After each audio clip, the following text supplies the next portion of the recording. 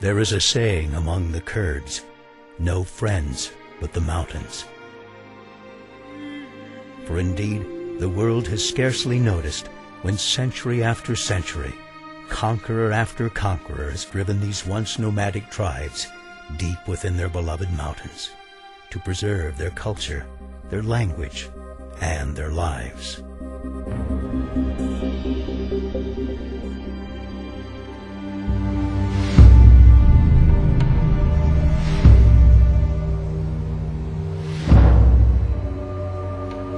Hidden in the shadows of history, resistance against repression became the Kurdish way of life, until atrocities inflicted by a dictator named Saddam Hussein sent shockwaves throughout the world, causing people of every nation to ask, who are the Kurds?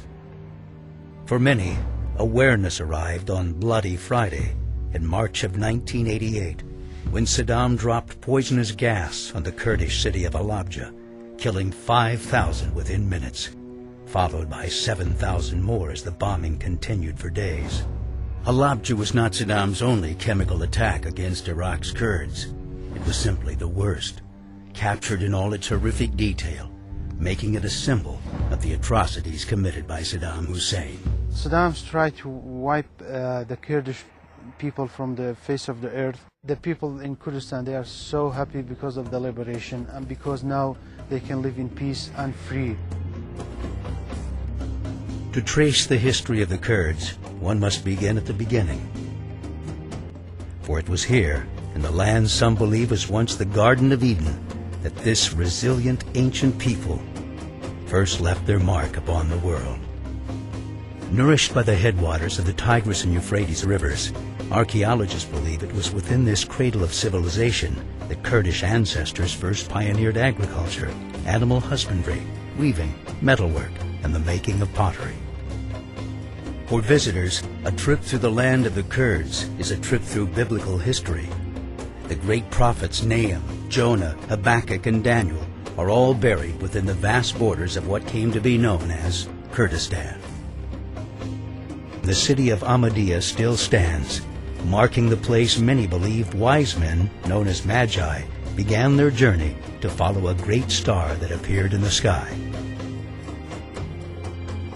As centuries passed, these tribes would fall to the forces of Alexander the Great at the Battle of Gaugamela, and later rise to their zenith as traders along the legendary Silk Road. In time, the Mongol hordes would make them prisoners, followed by the Ottomans, who would make them princes. But whether their occupiers were good or bad, killers or saints, the Kurds would learn to do what they must to survive. At the end of World War I, the Kurds were finally promised independence, with the dismantling of the Ottoman Empire and the creation of new nation-states. Instead, with the stroke of a pen, Kurdistan was parceled out among Turkey, Syria, Iran, and Iraq. Today, the world's 30 million Kurds, equivalent to the population of Canada, make up the largest ethnic group in existence without a recognized state of their own. We are neither Arabs nor Turks and not Persians. We are Muslims, but we are a different nation. We have our own language, our own history, and our own folklore and everything. The fact that we Kurds are a completely different ethnic group than the Arabs and the Turks and even the Persians. Because of that background and also because of all of the suffering they have seen, they have completely a different mindset. At the time when the central Iraqi regime, before the toppling of Saddam Hussein, was busy with creating weapons of mass destruction, we were busy planting trees and creating new classes at our universities and opening new departments and building centers of education for our children and for our youth.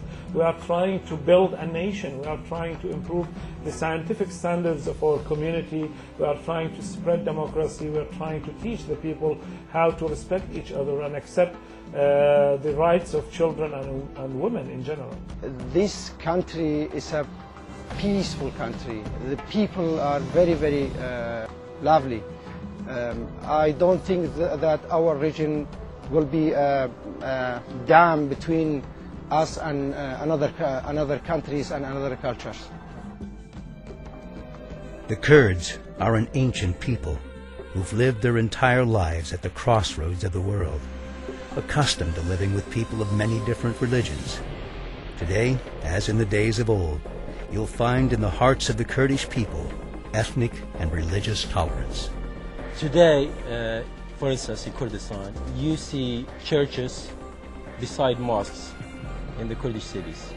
You know, we have Christians, we have Armenians, we have Yazidis, we have Muslims, we have Jews, we have all types of religions and ethnic groups, and we've been living together for ages. And that shows, you know, how tolerant the Kurdish people are. In the cities of Kurdistan, you'll see not only Kurds, but Arabs, Turkmen, Assyrians, Armenians, Chaldeans, Shia, Sunni, all living peacefully side by side, because this is who they are. This is how Kurdistan has always been, long before the country of Iraq ever existed.